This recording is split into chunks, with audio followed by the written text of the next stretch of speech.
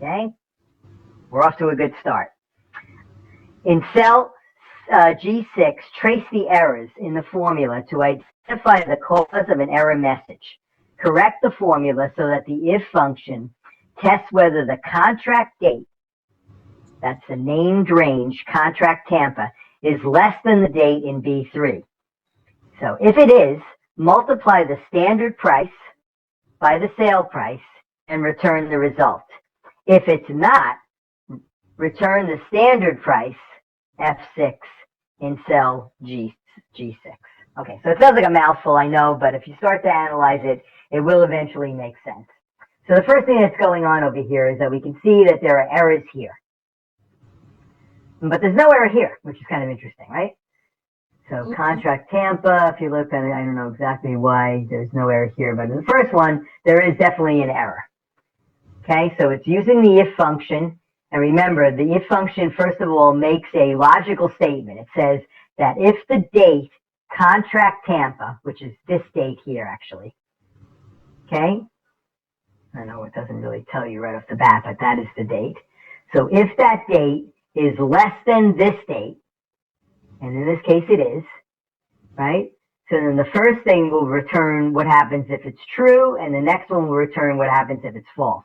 So if it's true, then multiply F6 by F3. Okay, so let's look at that for a second. F6 is this. F3 is this text. So obviously that is not going to work. That is the error. I can figure it out right off the bat, right? If it's false, just give me F6. So in other words, what's going on is that if the contract is before a certain date, you're getting a discount. If it's after a certain date, you're just getting the regular price. Okay? So if it's before the date, you're multiplying by this number, and that will give you a discount of whatever it is, almost 14%. Does that make sense to everybody? Does that make sense to you, Jaylene? A little, yeah. Okay, so let's see if we can make a little more sense out of it. So what we're going to do is go to the value here, and then we're going to track or trace the error. So under the Formulas tab, Formula Auditing, we can do error checking. So let me show you the first one here. Trace error is there, but it's in both of them. So in error checking, it'll look at this and say right off the bat, a value used in the formula is of the wrong data type. Okay, so what it's actually telling us is that I can't multiply by text, right? F3 is not right. Now, if you click on the trace error, it'll show you all of the arguments that go into this formula. So I can see, here's V3, that's our constant. Here's the contract date, contract Tampa. Here's the price and whatever. All those things are built in there. And I can see that this is the error. Does that make sense to everybody? Question? Yeah, did you click trace error to get those blue lines? Yes, absolutely. I clicked trace error. And you can see that also, if I cancel it, the error doesn't go away until you correct it either, which is a little strange. You can also do it just directly here. You just want to trace it, but you can do it in here. It's built in. So I like that one. Just does everything for you. Okay, got it. Good. All right. So now let's actually correct this error. It says, I'm just going to follow their directions. So,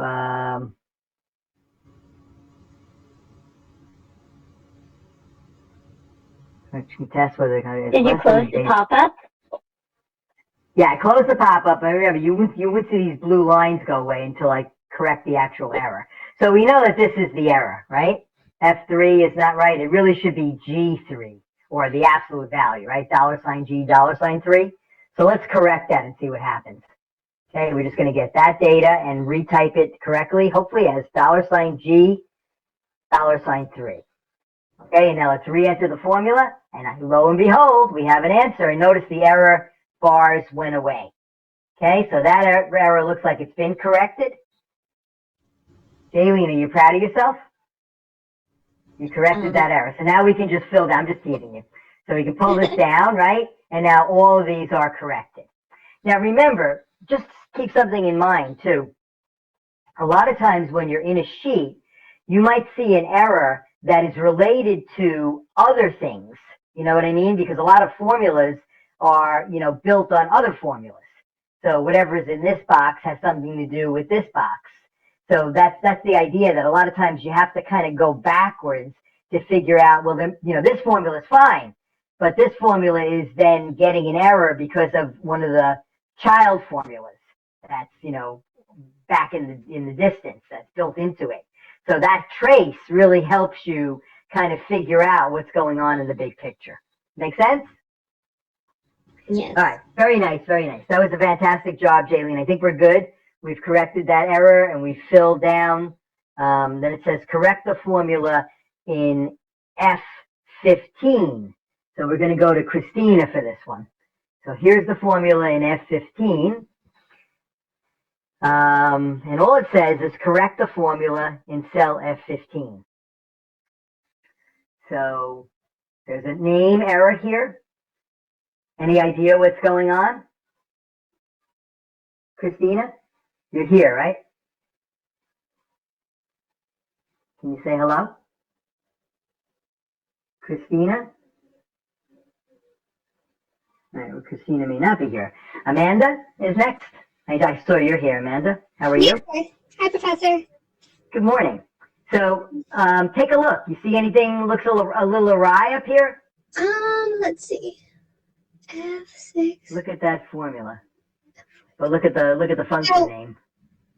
Oh, because it's a sum? Do they need sum? Some. Oh, like a double M. Yeah, double M, right? So it's just a typo there. Remember I was saying that syntax errors often come up as name? So let's see what Excel can do if we try, error checking here. The formula contains unrecognized text. And that's probably it. I think if we just delete that M, we'll be in business. Someone just, overzealously typed it. So let's figure it out. Formula is not supported. Oh, wait a second. I think that just has something to do with, yeah, it worked actually. See? So now it worked. So that was the problem. It was just an extra M. And, I've seen situations where people will, rack their brains trying to figure out something that's actually very simple. Thinking, oh my goodness, is any of these wrong? Or did I do something wrong in a, whatever. And meanwhile, it's just, a little syntax error.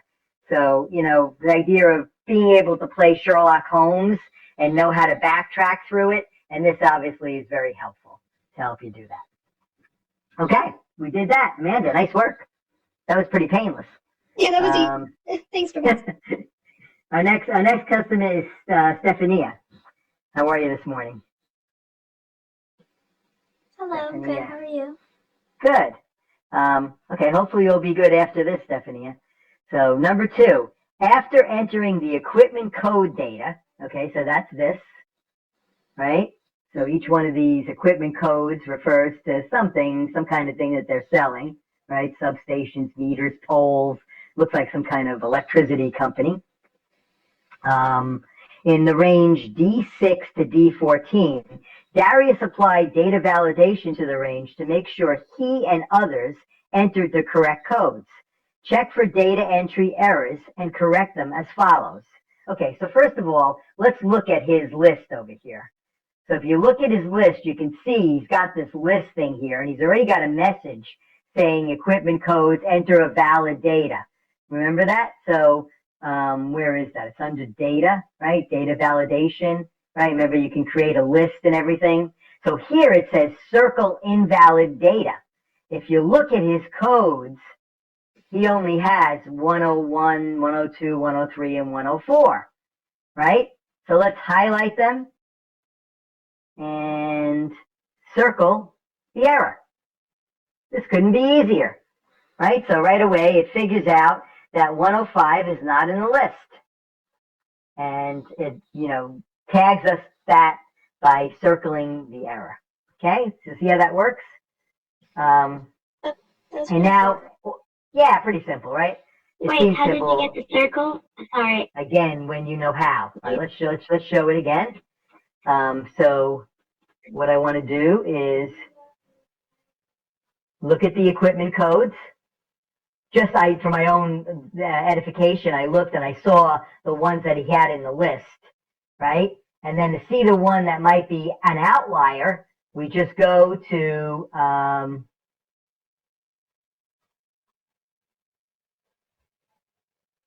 we want to go to, sorry, not in this area, we're going to go to data. data validation, and then circle invalid data. Good? And that circles the one that is our outlier from the list, and then they tell you to correct it. So 104 was supposed to be the proper entry there, and now everybody's happy. Okay, does that make sense to everybody?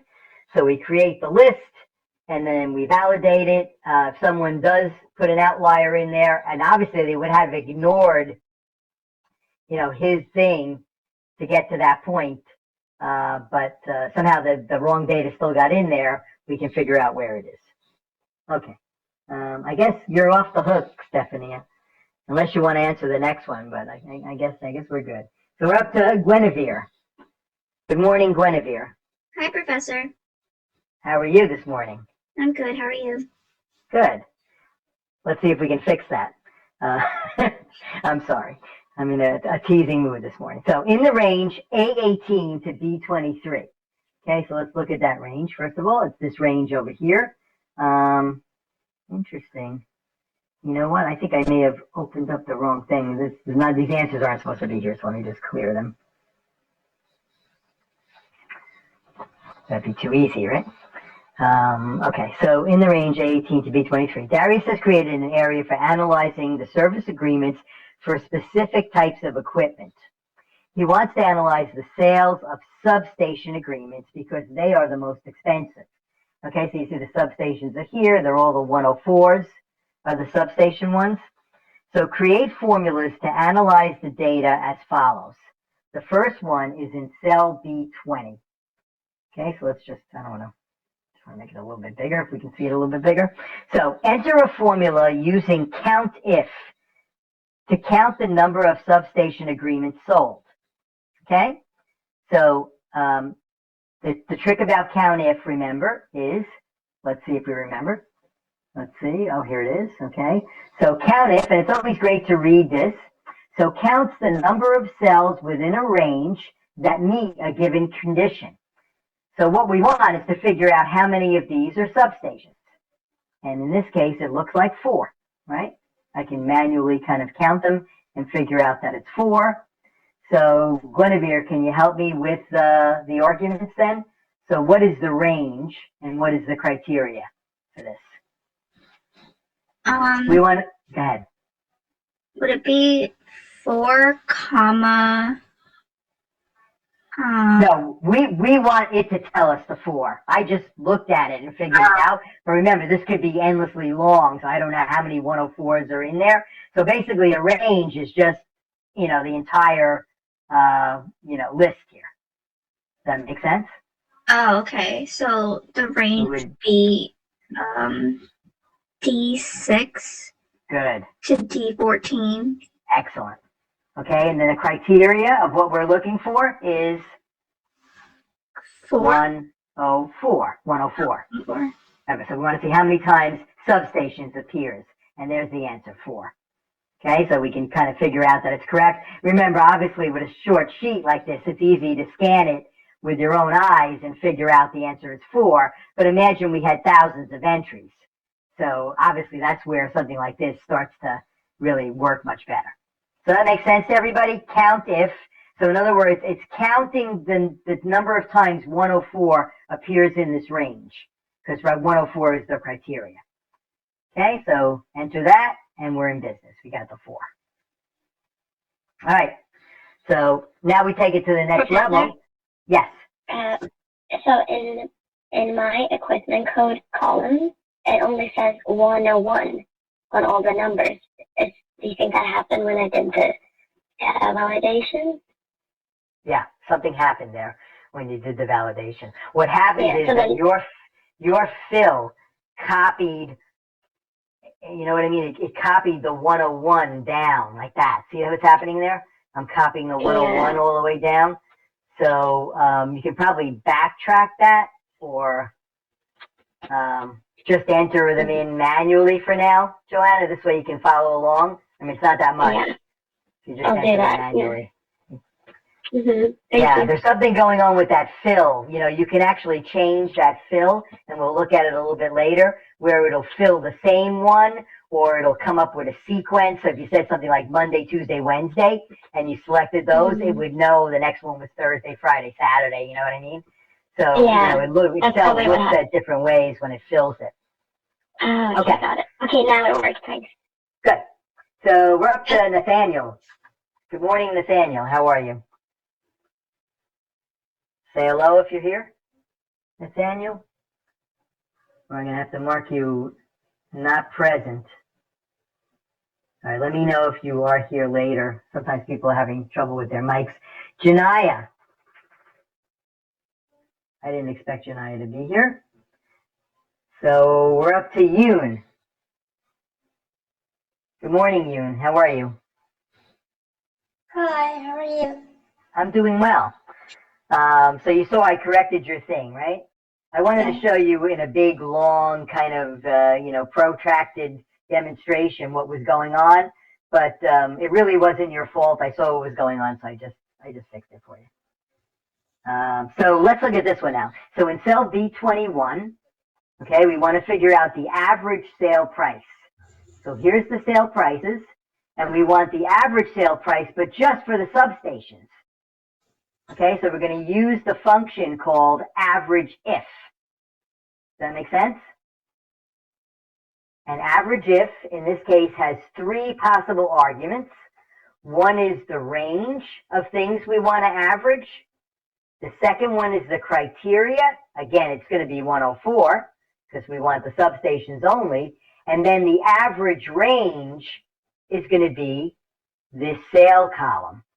If we don't include that last argument, it'll average these numbers because it has nothing else to look for, right? So in this case, we're going to do all three arguments. So help me along here, Yoon. What is the range?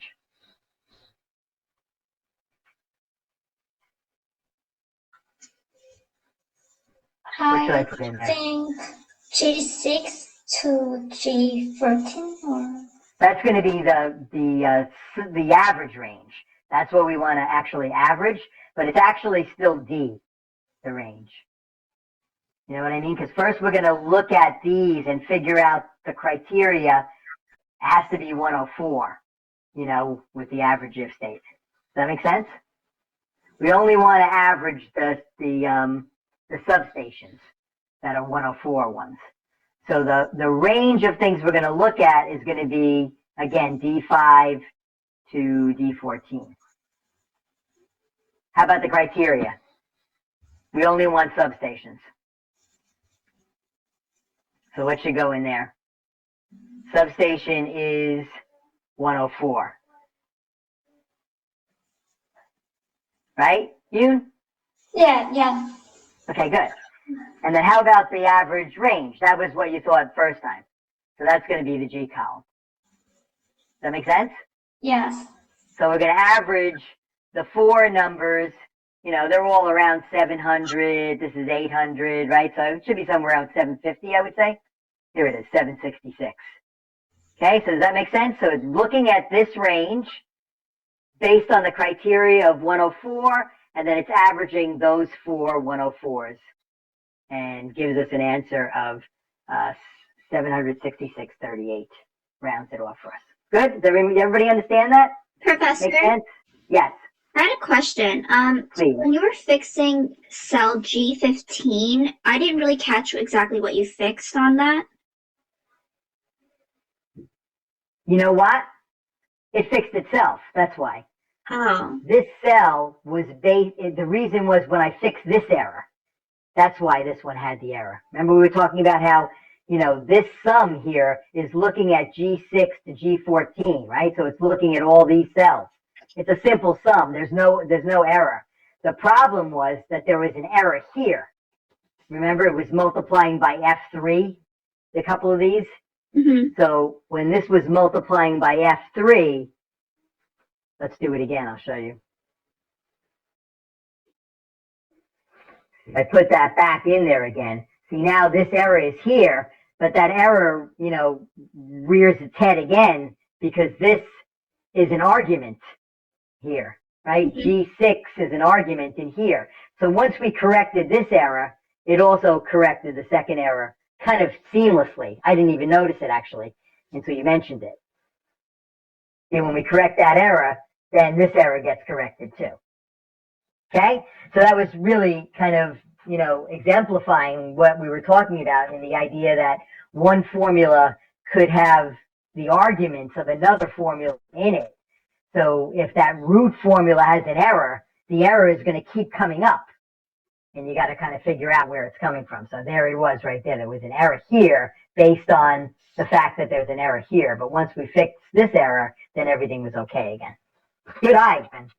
Thank you. Professor, I have one question, like kind of similar. Yes. So I was following and I changed it. So the sale price, it's 512.44, but then it also didn't change the four values below. So I still have the error for some reason. Did you try, once you fix that first one, use the fill handle to, fill down the other ones. Oh. See if that works. You got to use that fill handle. Remember, the fill handle is when you see the white cursor here turn into a black cursor. You go over that little box, and then you can fill the formula down. And you'll see how the references are changing relative to what row we're in. Okay, yeah. Mm-hmm. That work now? Thank Good. you. You're welcome. All right, so we're doing good, and we're up to the last step over here, and Onifa is our lucky contestant. So Onifa, step up. It's like the $64,000 question. Let's see what kind of prize we have for you. First of all, say hello to the audience here, Onifa. Hi, good morning. Good morning. Okay, great. So Onifa, you get the C one here. So in cell B22, use SUMIF to find the total sale price of substation agreements. Use the list of equipment codes as the range, the code for substations as the criteria, and the sale price as the range to sum. So it's the same thing we talked about in the average, and this time it's just going to be, we want to add all of the sale prices for sums as long as they are 104, so over here. Okay, so the function is, go ahead, Onifa, you can sum if. Good. SUMIF. Yeah, sum if. So we only want to sum it if it meets the criteria of 104. Okay, so what's the range? Equipment code. Good. So we get the entire equipment code here. And again, if I had it named range equipment code, that would probably work too. If I already named the range equipment codes, I could just put that in there. But dragging will also work. The criteria in this case is substation. So the code is for substations, the code is 104. exactly, right? So 104, and then the range that we want to sum are these guys. Sale price. Okay, so you can see that the total sum is 5,700 and something, but the ones that only match 104 is about 3,000. Okay? Does that make sense to everybody? It's only going to be those four, right? Two 700s, two 800s, and that's going to give us this number here. So there we go. Nice work, Onifa. Everybody else happy with that? Any questions? I have a quick question. Yes. So it says my average sale price is $7.66, and then this one that we just did, $30.66. I don't have the dollar sign and the comma and the decimal. Do you know? Okay. You should have it. I mean, here's how you can fix that. Being these guys are all going to be currency, right? Mm-hmm. So highlight those cells. They should be pre-formatted in the raw file. Then go home and go to the number group and then pick currency to see if that's correct. Number, currency. Oh, that fixed it. That should fix it, yeah. Yeah. Okay, great. Nice work. Yeah, I mean, obviously you want to make sure, because a lot of times it does play a pretty crucial role that people understand the difference between, whether there's cents in there, and then even if you didn't have all that, sometimes it'll give you like multiple decimals, and it'll look like a much larger number than it is or something, so you don't want to scare people. Or make them even happier, like when you check your bank statement and there's some extra zeros you added in there, right? Hi. Good morning. Good morning. Question? Yeah, for some reason, the total sale price, I got 6,766. Okay, so something is not right with your formula, let's take a look at it. So the formula should look like this. It should be sum if, Mm-hmm. and then open parens.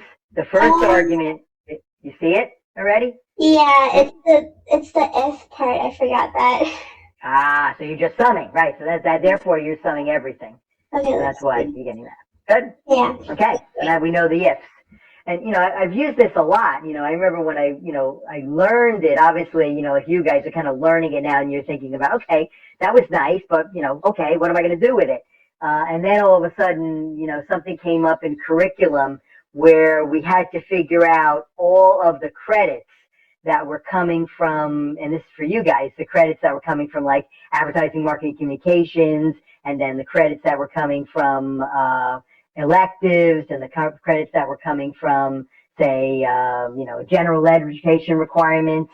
So, in order to add those credits, we were struggling over it, and then, we came up with, well, you can easily do the sum if. And if it's in, ad design, or if it's in electives, only sum it if it, matches that criteria, and it worked like a charm. And everybody was like, oh, yeah, maybe I should take that Excel course. Okay, so believe it or not, we only finished the first page here. I told you this one is a little extensive, a lot of stuff going on, but I think we're having a good session here, and hopefully you guys are learning. I'm taking my time with this one with you because I feel that it'll be better in the future when you're doing the other assignments if you really master this. Not that we shouldn't do that every week, I guess, but We're at number 4, okay. right? We're up to number 4, exactly. In cell B23, Darius wants to display the profit margin for substations, which is contained in another worksheet. Okay, so there's our external reference right there. It's on another worksheet. Create a formula using the external reference as follows to include profit margin. So the first thing it says is open the support worksheet. So let's do that. File, open, and I'm going to go, here it is right here, right? My downloads, there's the support one.